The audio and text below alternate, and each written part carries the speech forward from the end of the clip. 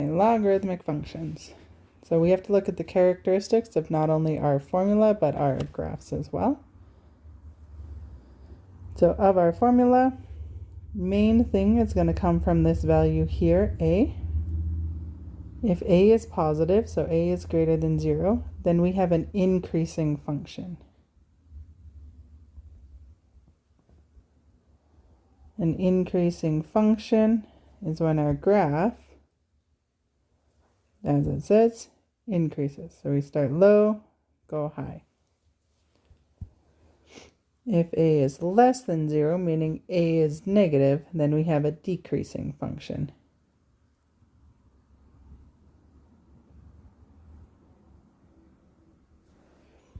So again, as it says, that means our function decreases.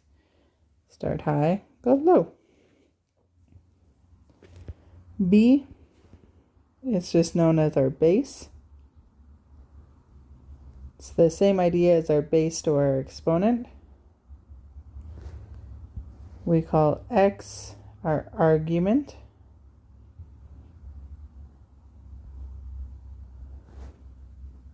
And then our logarithmic is just y.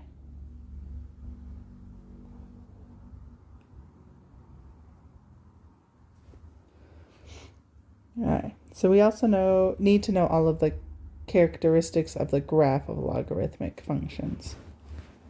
So logarithmic functions always have an x-intercept, especially in this course, of 1 and 0. Because we don't shift our graph left or right, our x-intercept is always 1 and 0. As for y-intercepts, in a logarithmic function, we have none. Our graphs do not cross the y-axis, so there is no y-intercept. This helps us find our domain. Domain is x such that x is greater than 0. We cannot take the logarithm of a negative function. It has to be positive. And our range is y such that y belongs to all the real numbers. I can go up and down forever. Nothing is going to change that. The only thing that really changes in a logarithmic function is our end behavior.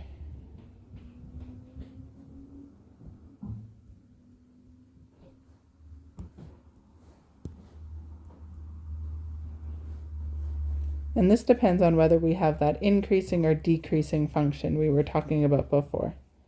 So if we have an increasing function,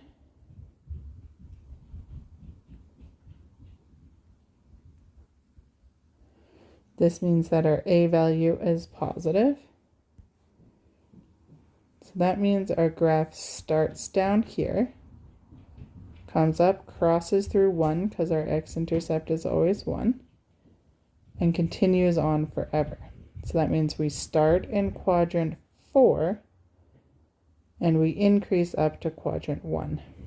So we'd say our end behavior for an increasing function is quadrant 4 to quadrant 1. If we're dealing with the decreasing function,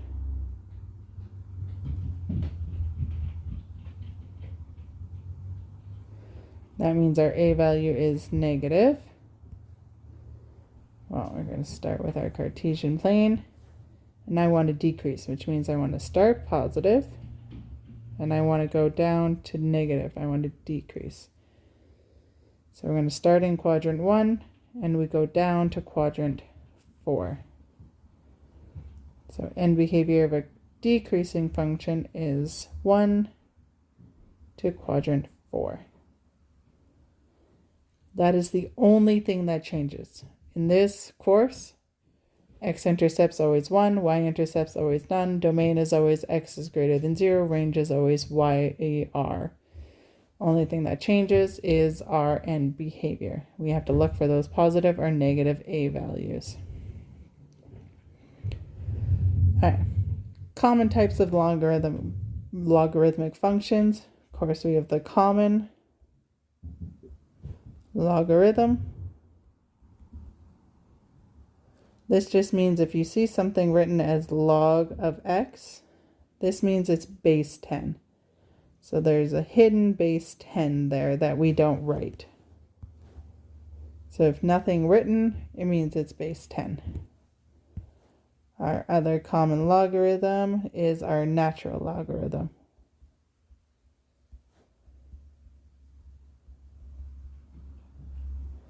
Natural logarithm is written ln x. This just means we have a log function with base e. And this is Euler's constant.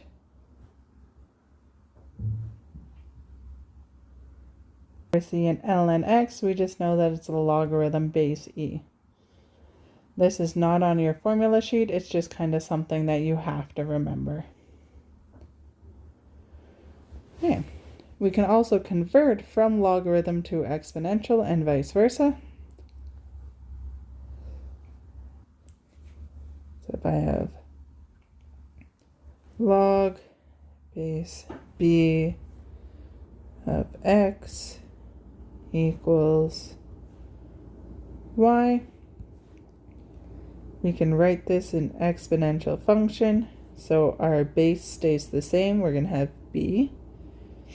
We come over to the other side of the equal sign. Our exponent becomes y.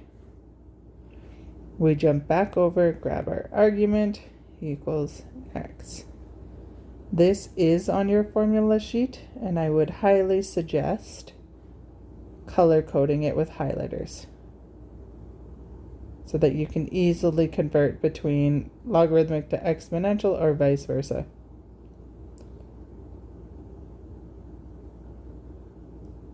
So that's one of the brain dumps I would add to the formula sheet. All right, we also model with regression functions. All right. So you can see here they give us the formula for the logarithmic regression function. If we want to do a regression on our calculator, we're going to start with stat. And we're going to go to one, edit. So if I go stat, I go to one, edit, it's going to let me enter in my values. So in L1, we're going to enter our x values. And in L2, we're going to enter our y values. So let me just put some values in here.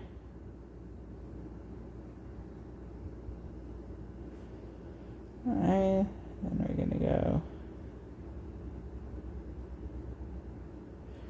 Okay, so if I want to graph my scatter plot, we need to make sure that stat plot is on. So to do this, we're going to hit second y equals, and we're going to put on stat plot. So we're going to go second y equals stat plot. Right now mine says off, so we're going to hit enter, enter again to turn it on. Now when I graph it, well, I can see one dot and a little bit of another dot. So remember, we always want our window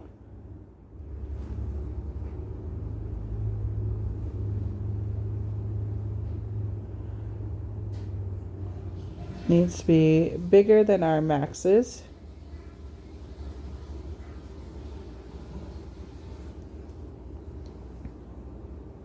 And smaller than our mins.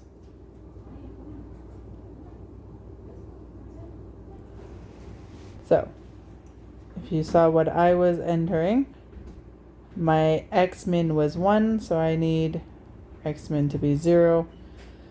Biggest one I put in was 1,000, so let's put in 1,500.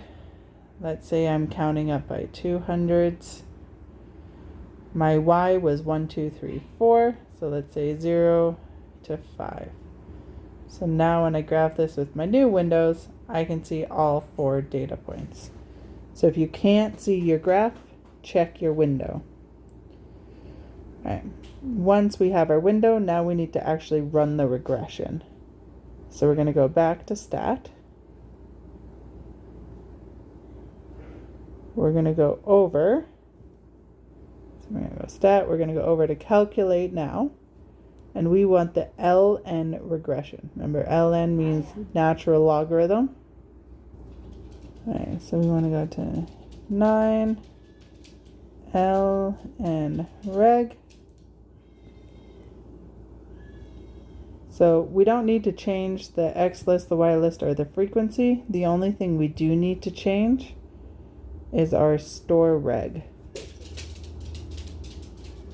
And this is just going to put our regression equation into our y equals so we can actually graph the curve of best fit.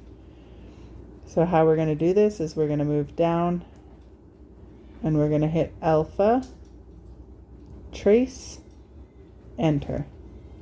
So this was alpha, trace, enter. And this is going to now store my regression into y1. So if I go down and calculate, it tells me what my a is and what my b is. And remember, we always want to write it in proper notation. If we ever forget what it is, our calculator tells us. So we're going to have y equals, okay, for my a value, we're going to put it in 1. Then we're going to go plus. So because it doesn't give us something specific to round to, we're going to go 0.4342, and then we're going to say dot, dot, dot for saying that that's not my complete number. ln x. With a regression, there's kind of two types of questions that they can ask you. Question type 1 is they give you an x value, and they want you to find a y. So how we do this is we go, once we're in our graph, we're going to go second trace. So we're going to go second trace, and we're going to go to value. And we're going to know we're in the right spot because it's going to ask us what is x. And we know what x is because they gave it to us. So let's say x equals 2.5. We're going to hit enter. There you go. It's going to tell you your y value. The second thing they can do is they can give you y, and they want you to find the x that goes with it. In this case, again, your calculator helps you. We're going to go into y equals, and we're going to enter in whatever value of y they gave us. So let's say y equals 3.5. Oops. So if I graph this, you can see now it's adding a second line here. So we're going to go back to second trace, and now we're going to look for an intersect. So we're going to go second trace, we're going to go intersect.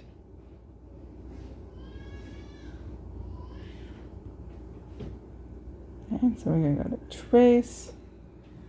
It's going to ask you for your first curve, so you're just going to kind of move your cursor close to the intersection you're looking for. Hit enter, enter, enter. And whatever x value, because remember we're looking for x, so we're just going to write down the x value. So we just have to read the question carefully and figuring out what are they giving you and what do they want you to find. All right. Then we have 3 log laws that are all on our formula sheet. So we have the product law.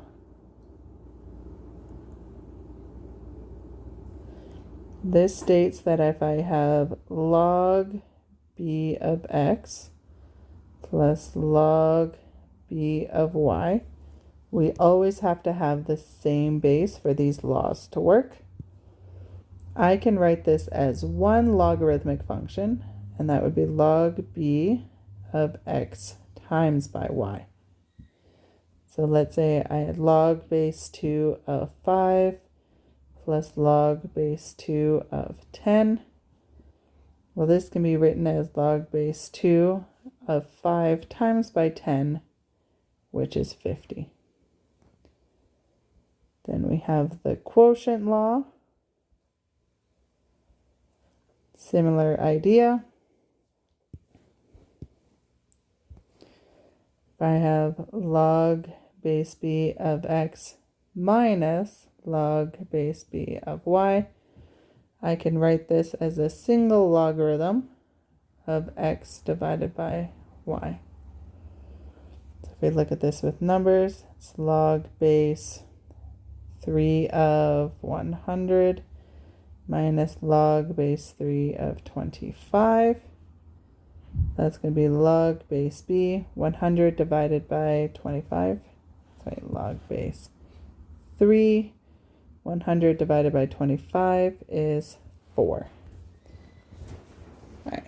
And our last law, and kind of the law you always want to start with, this is your power law. And this says if I have log base b of x to the power of m, I can rewrite this as m log base b of x. So we can move that exponent down front as multiplication.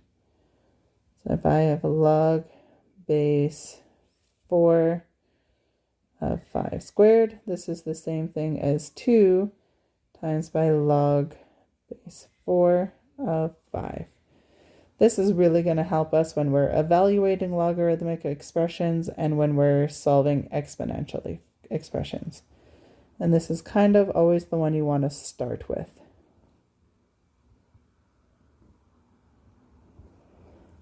Okay, so when we're evaluating logarithmic expressions, of course we can do it on our calculator.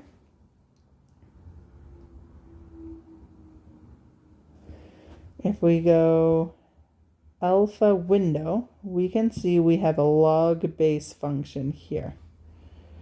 So let's say I wanted to figure out what is log base 7 of 24. Well, I'm going to go to 5, and you can see it's going to let me change my base to 7, this to 24, and we're going to equal. And we'd say it's 1.633 ... Most of the time, these questions, whether it's written response or numeric or multiple choice, they might ask you to simplify then evaluate.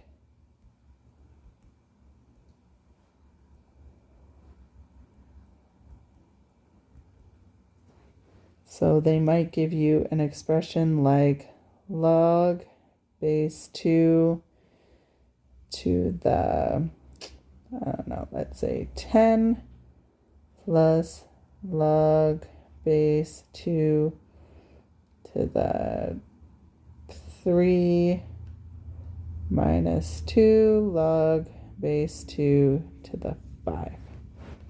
So again, we always start with the power law.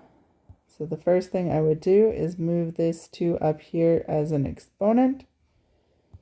So this is going to become log base 2 of 10 plus log base 2 of 3 minus, now it's going to be log base 2, and 5 squared is going to give us 25.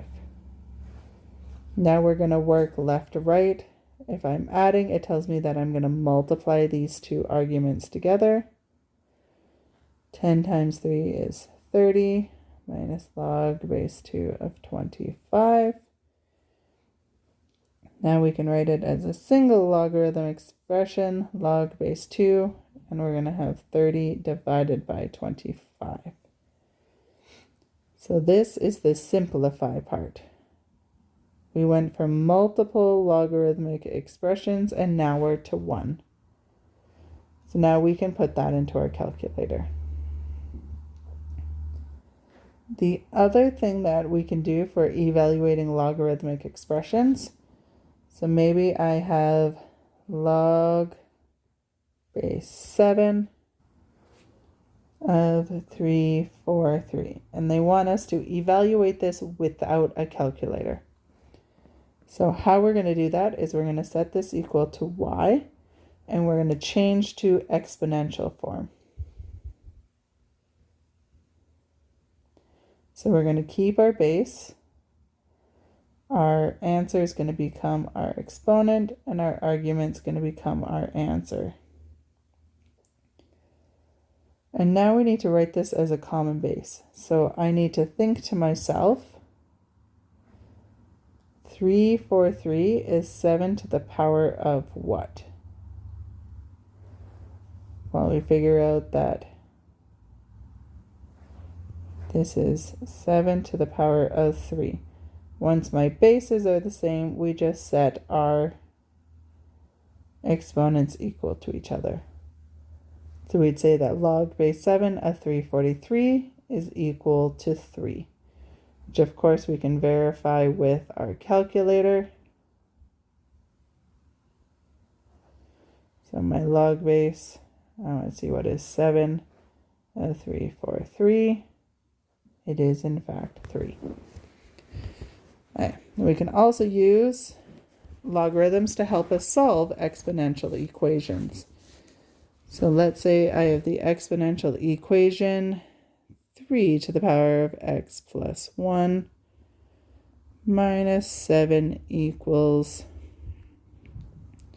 I don't know, let's say 32. When solving exponential equations, our first step is to isolate the exponent. Isolate the exponent. So we want to isolate this thing, which means I need to get rid of this minus 7 by adding 7 to both sides. So it's going to become 3x plus 1. Again, we're adding 7 to both sides. It's going to get rid of the 7 on this side, and we're going to equal 39. Now, obviously, unlike here, where I could write my exponents to have the same base, I can't write 39 as a base of 3. So when we can't get the same bases, we take the log of both sides.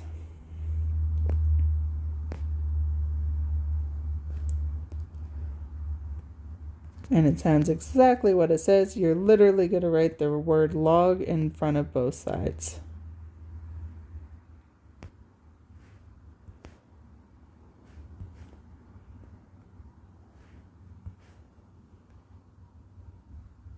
And the reason we want to do this is because now we can use our power law. And this is going to allow me to bring my exponent down to a place where I can actually evaluate it. So we're going to get x plus 1 log of 3. It's going to equal log of 39.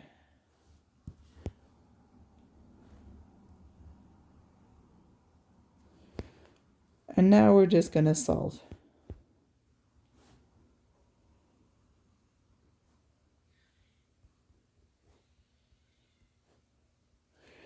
We're going to do this by dividing both sides by log of 3.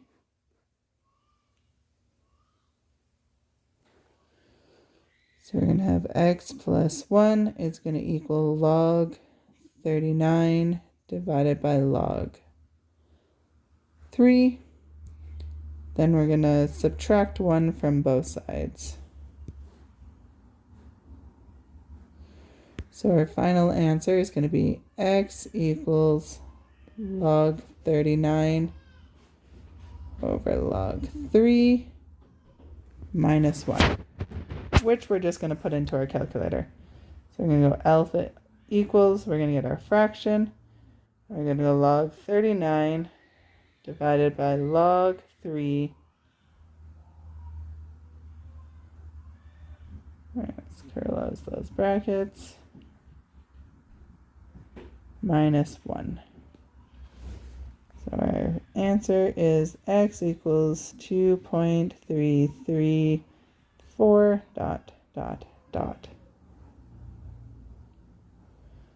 And there you have it. There's our logarithm functions brain dump.